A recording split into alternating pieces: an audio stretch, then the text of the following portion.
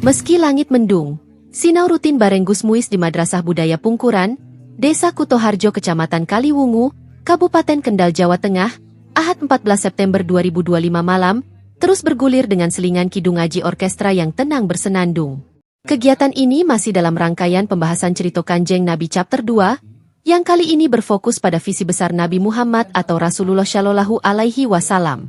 Pengasuh Madrasah Budaya Pungkuran Kiai Haji Abdul Muis yang akrab disapa Gus Muis, membedah konsep visi global kehadiran Nabi Muhammad sebagai rahmatan lil alamin, yang mencakup beberapa aspek penting, mulai dari hakikat Nur Muhammad, sholawat, syafaat, hingga etikabilitas. Berdasar dalil-dalil, Gus Muis secara rinci menjelaskan hakikat Nur Muhammad, kemudian sholawat, yang sudah berulang kali dimaknai sebagai bentuk penghormatan dan pujian kepada Nabi Muhammad Shallallahu Alaihi Wasallam, yang juga menjadi sarana untuk mendekatkan diri kepada Allah. Menajamkan pembahasan cerita Kanjeng Nabi jilid pertama, Gus Muis menerangkan bahwa syafaat adalah konsep pertolongan atau bantuan yang diberikan oleh Nabi Muhammad Shallallahu Alaihi Wasallam kepada umatnya di hari akhir, yang menjadi salah satu aspek penting dalam keyakinan Islam. Namun demikian, Gus Muis mengingatkan pada kasus-kasus tertentu, pemberian syafaat oleh Nabi Muhammad tetap mengandung syarat dan ketentuan yang berlaku. Dengan kata lain, semua bergantung pada absolutitas ridho Allah. Nah, puncak dari agenda besar Nabi Muhammad adalah etikabilitas, atau konsep moralitas dan etika yang diajarkan oleh Nabi Muhammad Shallallahu Alaihi Wasallam, yang menjadi landasan bagi umat Islam dalam berinteraksi dengan sesama dan lingkungan sekitar. Gus Muis menyebut, etikabilitas adalah inti dari visi global Nabi Muhammad dalam penataan peradaban seluruh alam atau sebagai rahmatan lil alamin. Makarimal akhlak, bedanya akhlak, makarimal akhlak yang lebih tinggi lagi, etika yang lebih tinggi lagi. Beda dengan adab. Hari ini mungkin akhlak dilihat adab, misalnya adab sopan santun, itu sangat parsial, sangat aplikatif, tapi esensi nilai besar apa itu akhlak? Keadilan sosial itu akhlak, kejujuran itu akhlak, tidak korupsi itu akhlak, integritas itu akhlak, etikabilitas. Tidak hanya hari ini kita sering elektabilitas, tapi etikability itu akhlak. Etika itu kan nilai tertinggi.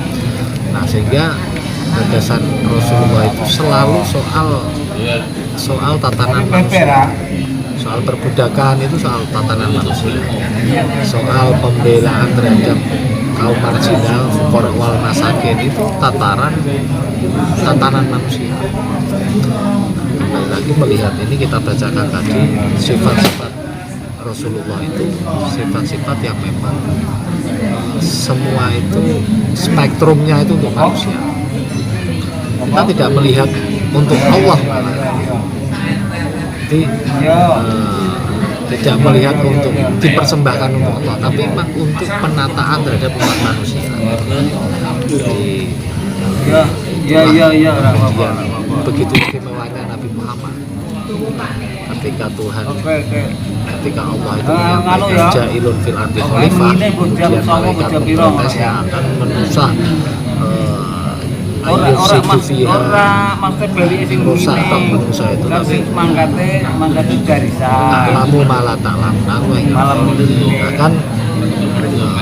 akan begitu istimewanya ini di maulid Nabi.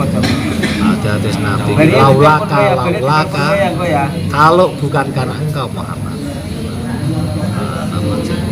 laulaka, aku tidak akan menciptakan dunia. Itu ada istilah Nur Muhammad. Maka itu jangan dilihat nurnya sebagai cahaya, tapi sebagai cahaya seminar itu bukan, tapi itu bahasa kiasan. Ini begini, rahmatan lil alamin. Saya sekarang tanya, alamin itu siapa? Ya semua alam.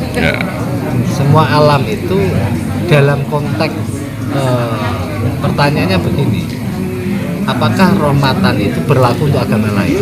Saya tak pertajam itu. Rahmatnya Nabi Muhammad itu kalau alamin itu berarti semua agama loh. Itu ada Kristen, ada Yahudi, ada Kapitayan, ada semua. Tapi apakah betul rahmat buat mereka? Ternyata betul. Dengan mana? Dengan konsep bahwa lakum dinukum waliyadin. Pertama, bagimu menurutmu agama serasa mudah-mudah agama itu rahmat, tidak memusuhinya itu rahmat, ya kan? Atau dengan wala tujadilu di halal kitabi ila billati hasan, itu juga rahmat. Jadi rahmat itu benar-benar di alam semesta. Nah, tapi apakah rahmat itu alam semesta itu dapat rahmatnya kemudian ya nggak begitu? Semua yang ittiba, yang lakunya benar kan, ada koridor. Kalau rahmat tetap mungkin dapat rahmat, tapi ganjaran itu kan beda. Tetap ada naik syafaat, konteks syafaat tadi sudah kita jawab. Orang yang mendapatkan syafaatnya Nabi siapa? Orang yang diizni Rabbi, tetap izin Tuhannya, pakai syarat ati Allah wa ati Rasul, mengikuti semua perintah Rasul. Itu yang dapat syafaat. Jadi jangan kira koruptor terus sholawatan terus begitu berharap syafaat, mimpi itu. Memang tidak terbatas material dan waktu, dan itu hak prerogatif Allah. Saya katakan itu adalah perspektif dalil ya. Yeah. Tapi kembali lagi ada rahmatullah itu yang memang hak prerogatifnya Allah. Tapi secara dalil, secara istidlal bahwa seorang koruptor yang bersolawat terus setiap hari tetap tidak akan mendapatkan syafaat. Kenapa? Karena dia tidak mengikuti perintahnya Rasul secara dalil. Tapi kembali lagi itu tetap hanya Allah. Rahmat itu sudah ranahnya Allah. Itu kan sama persis seperti surga sama neraka. Secara teori, secara konsep begini, tapi semuanya kembali kepada ini adalah peradaban manusia, untuk manusia, bukan untuk Allah.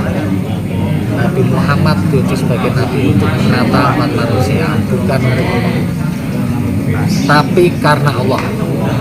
Nah, jadi harus bedakan. Untuk dengan karena beda. Karena Nabi Muhammad itu termasuk kata Allah itu kan kul ati Allah wa ati Rasul, kan mengikuti Allah dan Rasulnya beserta Rasulnya.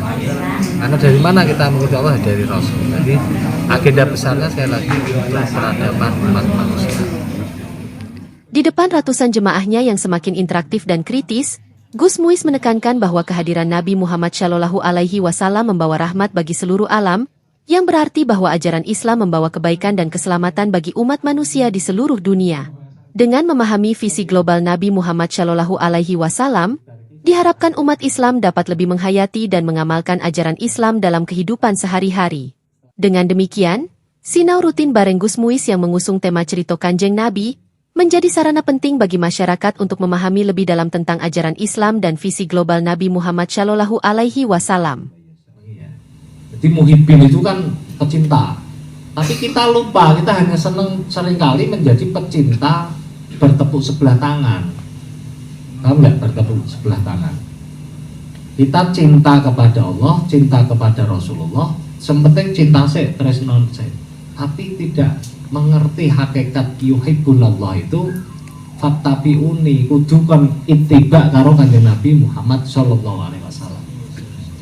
Jadi orang mau bacaan sholawat saja, tapi kita kudu nglakoni ya.